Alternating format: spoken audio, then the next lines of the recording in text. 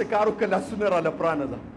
لاسونه راله پرانه ده هسې نه چې بره پرښتې په اسمان باندې ووایي الله ته چې الله په زور یې راپردولې قسم دې په رضا باندې د تم لاسونه راله پرانه ده الله ګویا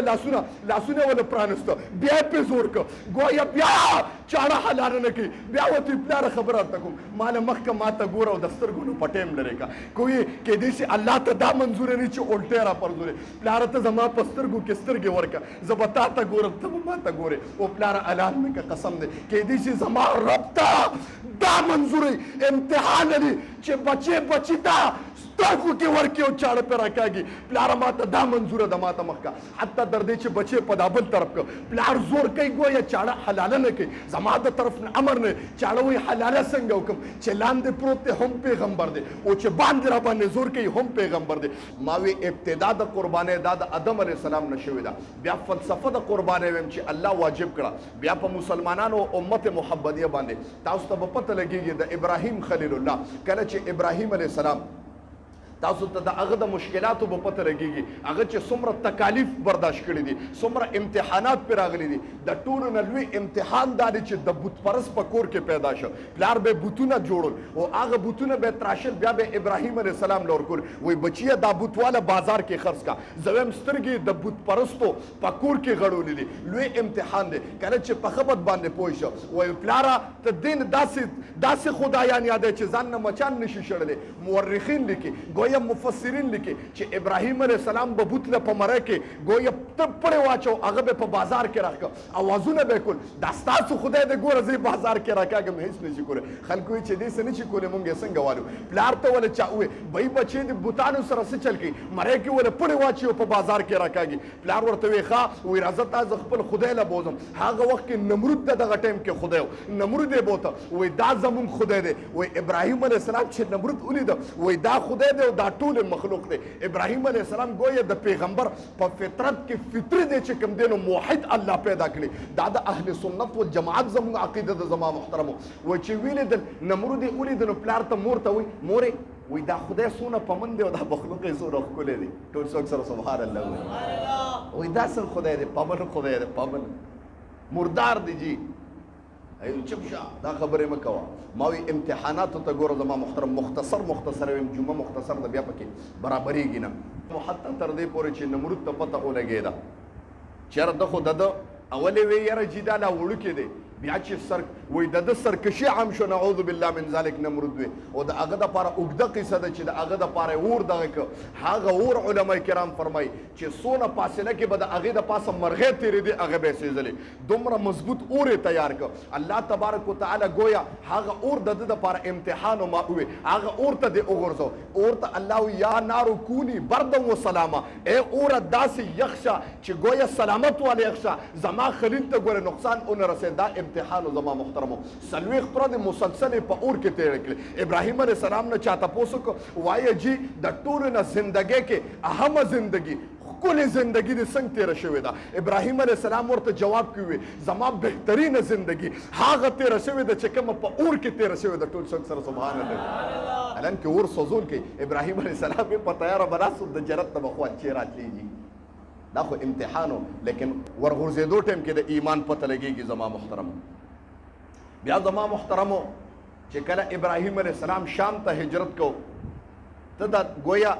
د نمرود د دغه نه تنګ شه خپله بیبي و ورسره په لار کې په الله بل امتحان نه وسه تاسو ته پته لګېږي چې یو بادشاه و هغه به د خلکو خویندې میندې لوټ کولې د هغې عزتونه به یې لوټ کول زما محترمو چې به ورته پته ولګېده چې دی ښځه ده نو د هغې عزت پې لوټ کو او تاسو اورېدلي سارا رضی الله تعالی عنها دا د ابراهیم خلیل الله د تره لورم وه او دې له الله حسن هم ورکړی او حسن ول الله داسې ورکړی چې د دې په اولاد کې اسحاق علیه السلام راغلی او اسحاق علیه السلام چې و دا د یعقوب علیه السلام پلار او یعقوب علیه السلام چې و دا د یوسف علیه السلام پلارو او د یوسف علیه السلام د حسن تذکرې تاسو اورېدلې دي زه هم د هغه د حسن تذکره به ولینې چې مور الله حسینه پیدا کړې ټول څوک سره سبحان الله او دا سارا رضی الله تعالی عنها چې کله بادشاه ته وردن نه شوه هغه وایي دا دې څوک دی په مخ ته ځمکه د ابراهیم خلیل الله او د دې ښځې نه په مابین مسلمانان د دې نه ما سیوانو ورته یې وویل ښځې وایي که ته دننه شو تا نه تپوس که څوک دی وایي دا مې رور دی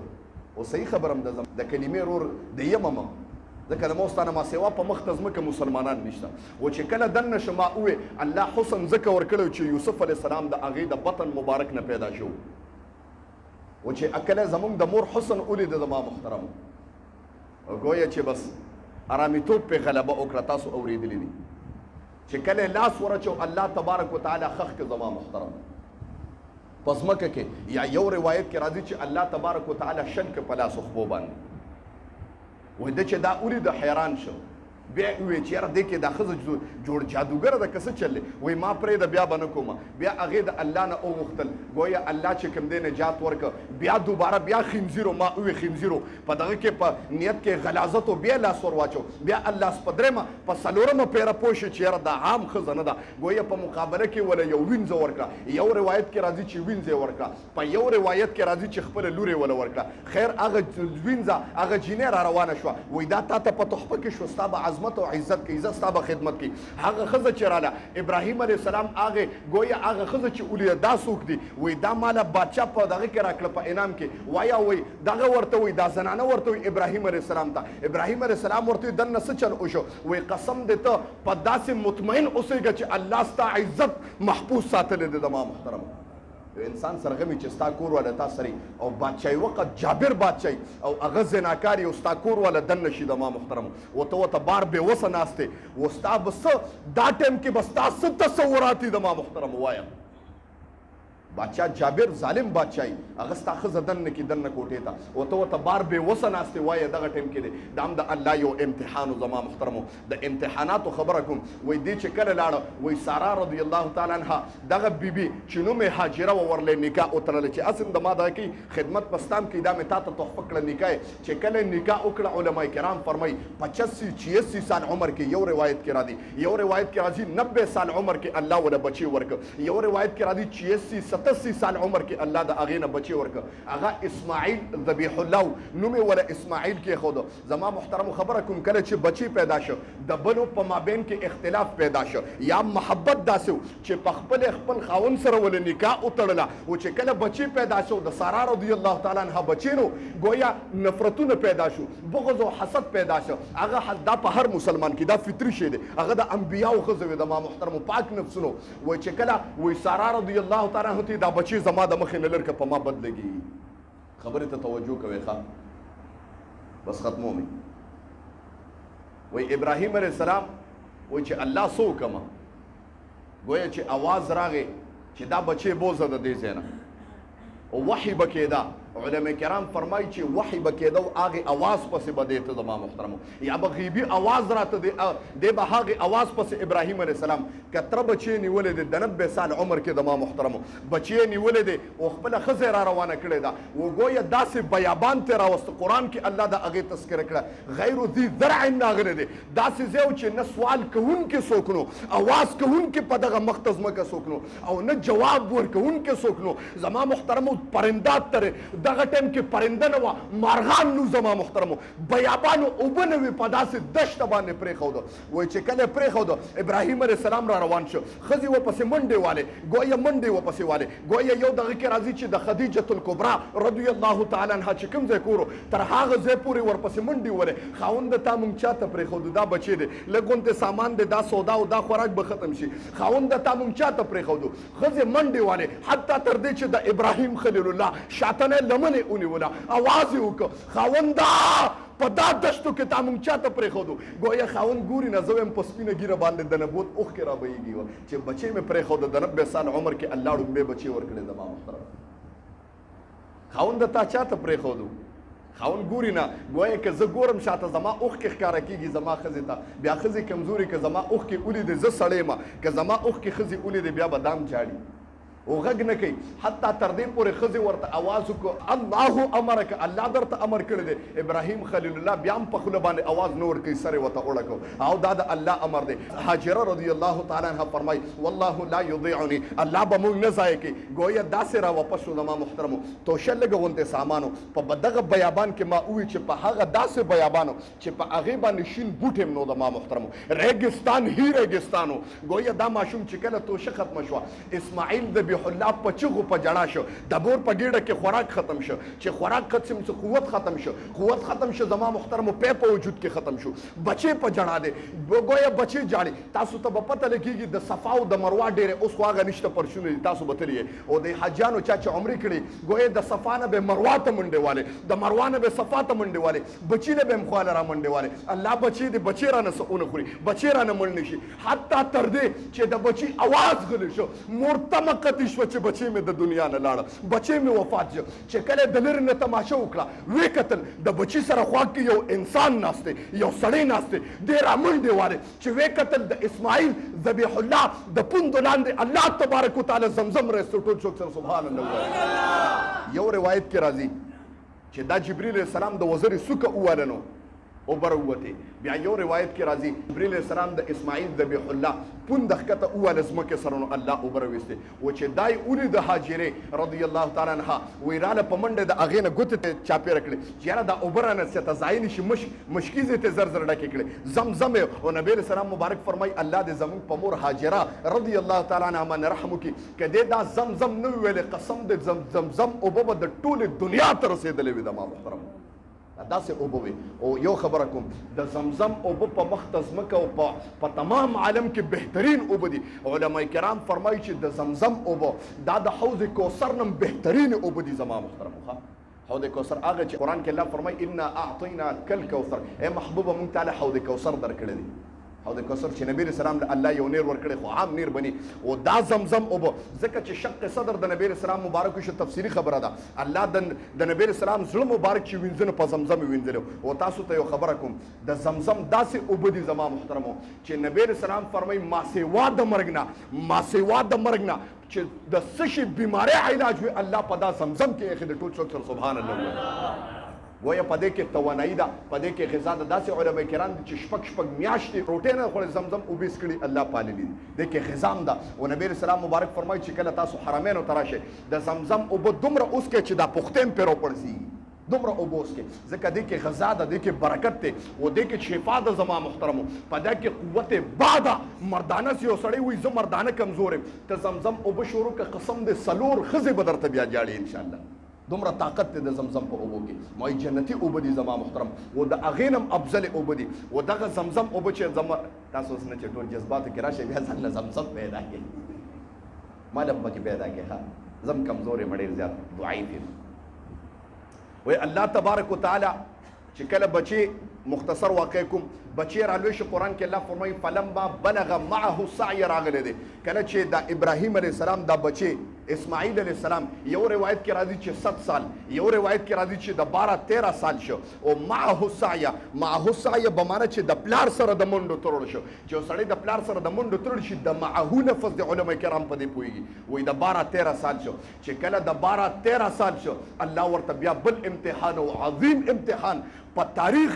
انساني کې د خبره ته توجه کوي په تاریخ انساني کې زبکو د اسمانونو چې لړزیدلي دي په دوه ځایونو کې په اړومبه چې کله الله تبارک وتعالى نبی رسول الله والسلام مبارک طائف ته لاړه په طائف کې نبی رسول الله خلکو پکانو باندې وښته او د نبی رسول الله مبارک د وجود اطهرنا وینې داسې چقړ او به دي چې دا پڼې مبارک د وینو نه ډک شوي په تاریخ انساني کې دغه پرختو چغې والدي او اسمانونو زمکه لړزیدلي د ما محترم دا اړومبه دغه یو او دویم دا چې کله دویم ته توجه شي چې کله اسماعیل ذبیح الله د 14 کال شو الله ورته خوب ښکاره کړ او خوب کې ولیدل چې زه دا بچی د حکومه یو پیره خوب ولیدو دوباره ولیدو په درېمه پیره ولیدو بچی را روان ک ګویا د الله د طرف نه امر دی بچی را روان کړي زما محترمو او دا کور کې دا ویل دي په چکرې بوزم چې کله بچی د زم حیزه ته بوته چاړې راغستې و او ګویا یو پړې و سره ګویا چې بچی یې بوته د بچی او پلار دوانه کېناسته پلار اوس بچی ته وې د منظر ته توجه شي پلار بچی ته وې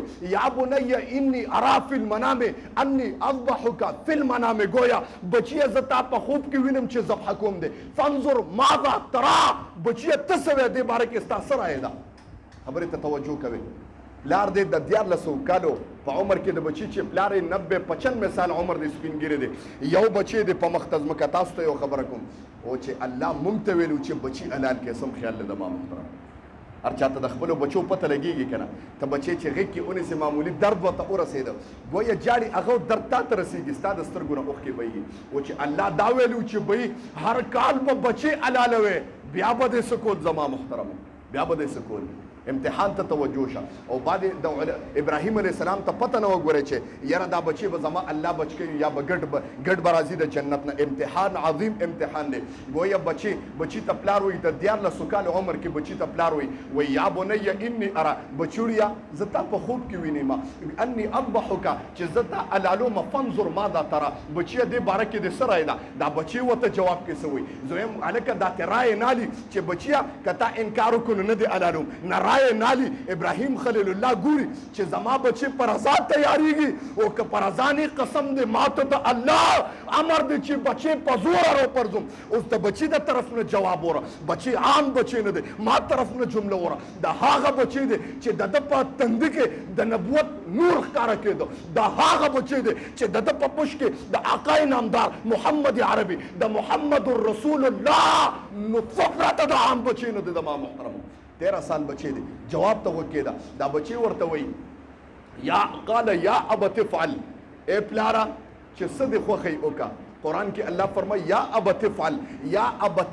یا ابت اذبح نه دی راغلی اذبح لفظ نه دی راغلی مفسرین حضرات فرمایي یا ابت افعل راغلی دی پلاره ته د حلالي خبره کې که ته ما جمدیم اوسوځې تیار یم ټول څوک سره سبحان الله دا د بچی د طرف نه جواب دی و چې وایي ستجدون ان شاء الله من الصابرین بچی وته پلاره ته به ما د صابرانو نه ووینې اوس خبرې ته توجه کوي اوس بچی را لګېدلی دی خپل پلار ته د حلالي طریقې کوي اوس پلاره ما به حلالې څنګه د الله د طرف نه امر دی منظر ته غوږ شي عام خبره نه ده په مخ ته ځمکه داسې منظر دی ما ووي چې ځمکه او اسمانونه په تاریخ انساني کې لړزېدلي دي په دا منظر په مخ ته ځمکه باندې وایي اسماعیل علیه السلام خپل پلار ته د 14 کالې پلاره ما به حلالې څنګه طریقه درته ښیم داسې کار به وکړي پلاره چې ما به الټه واچې په ځمکه باندې یو قمیص په رانه وباسې بربند به مه کې هسې نه زما دا سور قمیص زما مور وویني او بیا جاړي زما نه به قمیص وباسې او هغه قمیص په ځان سره کې الټه به مې راواچې او خپلې سترګې به وتړې ما نه به لاسونه هم وتړې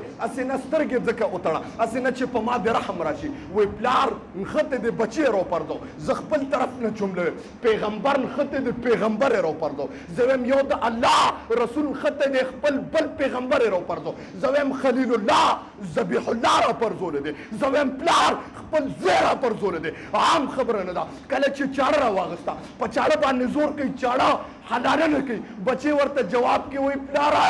ترس تیرا باندې راضي کولې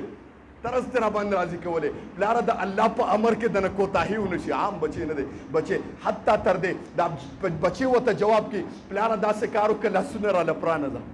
لاسونه را لپرانه ځه هسې نه چې بره پرښتې په اسمان باندې ووایي الله ته چې الله په زور را پردورې قسم دې په رضا باندې د تم لاسونه را لپرانه ځه الله گویا لاسونه ونه پرانسته بیا یې پرې زور که گویا بیا چاړه حلاله نه کوي بیا ورته پلاره خبره ورته کوم ما نه مخکې ما ته ګوره او د سترګو نه په ټایم لرې که کوي کیدای شي الله ته دا منظوره نه چې الټی را پردورې پلاره ته زما په سترګو کې سترګې ورکه زه به تا ته ګورم ته به ما ته ګورې او پلاره حلال مې که قسم دی کیدای شي زما رب ته دا منظوري امتحان دی چې بچی ته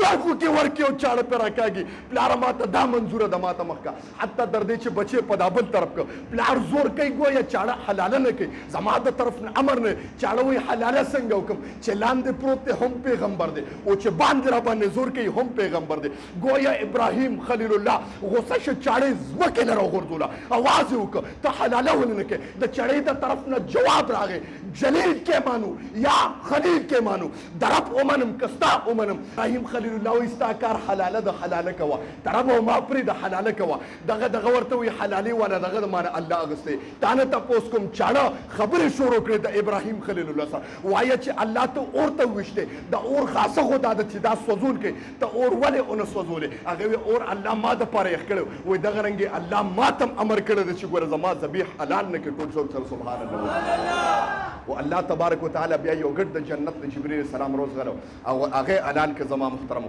دا یو لوی امتحانو گویا الله ورته وی ته په امتحان کې پاس شو زما محترمو ډېر سخت کار دی په مخ ته ځمکه او چې کله بچی را پرځولې ما وي ځمکې او اسمانونو جړل قسم د پرښتو چغې والې الله بچی را پرځولې د 90 سال عمر کې نن موت د خپله مشاهده وکړو موږ د قربانۍ دپاره ځان له بانې ګورو یاره جي په ما کېږي او که په ما نه کېږي یاره جي قرضه ده را باندې جي نه کېږي را باندې یاره جي مال مې بند دی جي نه کېږي مړه ته دې ته باندې ګورې راشه وګوره د دې پس منظر وګوره چې دا څنګه لکه الله درته وایي چې اصل مال د سر نشته اولاد خو د سره شته حلال که بیا به څه کې او اوس یو څو خبرې کوم د قربانۍ مسایلو متعلق زما محترم اهمې خبرې دي د ټولو نه مخکې قرباني چې په چا واجب ده د ټولو نه مخکې شرایط دا دي چې څوک قرباني کوي هغه به مسلمان وي په کافر قرباني نشته دویم نمبر هغه به بالغ وي په ماشوم قرباني نه کېږي که صاحب نصاب مال ورسره ولري دریم نمبر هغه به عاقل عقل وي پکې په لیوني باندې قرباني نشته څلورم نمبر هغه به ازادي په غلام باندې قرباني نشته پنځم نمبر صاحب نصاب وي په غریب باندې قرباني نشته اوس نصاب څومره دی نصاب 15 سیزونه دی په قربانۍ کې د ټول نه مخکې ونی به تولې سره دویم نمبر 52 تولې چاندي دریم نمبر زما محترم نقود چې نقد د سری اوس د نقد مقدار هم د تیم چې څومره وي دریم نمبر نقد څلورم نمبر الکه مال تجارت چې مال تجارت د سره او پنځم نمبر پکور کې د اضافي د ډیکوریشن د لپاره سامان اخیده د هغې قیمت دا 15 سیزونه لري قرباني در باندې واجب ده باندې خلک چې یو موټر سایکل ضرورت دی اغستی ټي وي وی سي آر کمپیوټر الکه موبایل هغه چې ستا په کار کیږي وړو کې باندې او تا د 50,000 اغسته دي دا په اضافي کې راځي ته سکه په 50,000 موبایل باندې ها کته ما ته ګوري چې مام جیب کې اچولې نو دا خو مال چاره کړې دي او ما ته ګورو دا ته په دې تنخواه کې به چاته موبایل وای ایسه ته پتا ده ذهن ته مسله 15 سیزونه دا د نصاب دي د ټول نه مخکې ونی مې تولې سره 52 تولې چاندي دریم نقد څلورم مال تجارت او پنځم نمبر ما سوي ټول وای اواز نه راځي لکه چود شوی ګور نه هم اضافي سامان کم چې اضافي سامان په کور کې د ضرورت نه ما سیوا اشیاء هغه بشمار کې دغه باندې قرباني ده اوس خبره ته توجه کوئ چې نقد د سره څومره علماء کرام فرمایي چې 85 یا 80,000 روپے د سره دا نصاب ته رسیږي ښه قرباني در باندې کیږي قرباني در باندې واجب ها یو توله سره دي د سره کور کې یو توله سره دي کور کې 15,000 روپے دی وسره نه وي قرباني در باندې واجب قرباني در باندې کیږي ښه یو توله سره دي یا نیمه توله سره دي اوسرم ډیر ګران دي په 1,50,000 روپے توله ده کنه داسې نه ده مړه دې خبرونو کې ښکارا کیږي ټولو ته کنه زه خبرونه ارته شروع کوم په منبر 1,50,000 روپے باندې څه ده توله ده نو که نیمه توله ده سره او لګي پیسې هم د سره وي بیا هم در باندې قرباني کیږي د ما محترم یو څو اهمه خبرې دې ته وکړي اوس قرباني په کوم سارو باندې کیږي قرباني په هغه سارو باندې کیږي لکه ګډه چیلې غوا غوی میخه او سنډا په دا دغه باندې قرباني بله مسله وساته بعضې خلک یې فارامي غوا غوی باندې قرباني کی ها کیږي پېښه فارامي نه د انجکشنو چې کوم پیداواري تاسو ته پته لګېږي په انجکشنو چې کوم څاروی پیدا شي تاسو ته پته لګېږي او هغې باندې قرباني کي خو افضله دا چې صحیح څاروی کوم چې نرم ملو شوي ښځې سره هغسې څاروی ملاویږي نو دغسې اخیستل جایز نه او که داسې نو په فارامي باندې قرباني کېږي ښه اوس تناور کې نقصان چې کوم نقصان دی بیخ کرې د نیمې نه سیوا قطه دی یو مانه مات دی قرباني پرې کي لکې د نیمې نه سیوا قطه ده قرباني پرې کي غاښونه د نیمې نه سیوا یا ټول نشته بعضې علما کرام دی کوي چې غاښونه نشته او ګیا صحیح خوړی شي نو بیا پې قرباني کېږي ښه ګیا صحیح خوړی شي بیا پې قرباني کېږي بعضې علما کرام وایي چې غاښونه نه یا د نیمې نه سیوا دي بیا پې قرباني نه کېږي خو افضله دا چې مستحکم څاروی ګورئ مړه چې غټ غټ غاښونه خیال لري او بله خبره دا چې څاروی په خپه باندې ګوډي بیا هم پې قرباني نه کېږي مانه دومره ګوډي چې د دغه ځای ته نه شي تللی د ذبحې ځای ته او که هغه ځای ته تللی شي دومره ګوډي نو بیا هم پې قرباني کېږي اوس د قرضدارو متعلق بعضې سړی ویلي چې ما باندې قرض د قرباني را باندې کېږي که نه نو اوس وګوره فتاوه عالمګیرې د هغې یو دغه لیکلی دی چې انسان باندې قرض دی نو هغه به وګوري د اضافي اشیا به ټول لا جمع کړي مال تجارت به وګوري سره به وګوري سپین به وګوري که هغه سره دومره مال پاتې کېده چې قرض د منفي کې او باقي 85,000 روپۍ پاتې کېدې نو قرباني پې کېږي ښه دی نه مسله ده تا باندې قرضه وه هر څومره قرضه وه ته به خپل ټول مال لا جمع کړې دغه قرضه به تې منفي کړي او بله خبره هلکه که تا باندې قرضه و ټایم پکې ډېر اوږد و چې ادا کې به ډېره وروستو نو بیا هم در باندې قرباني کېږي بیا به کېخه یاره چې ما باندې ټیم خو هغې کې شته که نه اوس خو در باندې دغه راغلی بله خبره بعد خلک ویلي چې په قرض و قرباني کولی شم چې قرض والم قرباني پې کولی شم دا ذهن کې مسلې راځي که ځاسې لګیا یم دا مسلې ذهن کې راځي ها یا نه کوې که نه هلکه چې په قرضو باندې قرباني هلکه قرضو قرآن کې الله فرمایي لا یکلف الله نفسا الا وسعها هلکه الله څوک د خپل وس نه ما سوا نه مکلف کوي چې تا سره پیسې نشته نو په قرض قرباني نه کېږي ښه دا خبره شوه که ته وایې چې یاره چې زما جذبه ده او زه کومه او د ادا کولو وس لري چې پیسې ادا کولی شم نو بیا پې قرباني کېږي ښه ذهن ته مسله ده چې قرض یو سړی دی هغه سره نقد نشته خو صاحب نصاب دی لاس کې ورسره 1 روپۍ هم نشته نو دی به قرض رالی او قرباني به کوي ښه یاره چې ما سره خو لاس کې روپۍ نشته جي او صاحب نصاب دی مال ورسره ډېر دی نو قرض به رالی او قرباني به کوي ما وی په قرض باندې چې قرض پیسې والے قرباني پې کېږي که نه نو هاو کېږي پې او الله در باندې واجب کړی نه که ستا جذبه د ایمان نو بیا پې کېږي ښه او نیت دې دا و چې زه دا قرضه ادا کولی شم ذهن مسله ده ذهن مسله ده هلکه داسې د حصو خبره ده بعضې خلک وایي یاره جي چې کور کې جمع وي یاره جي چې پلار مې قرباني وکړه نو دا ټوله وشوه غلطه خبره ده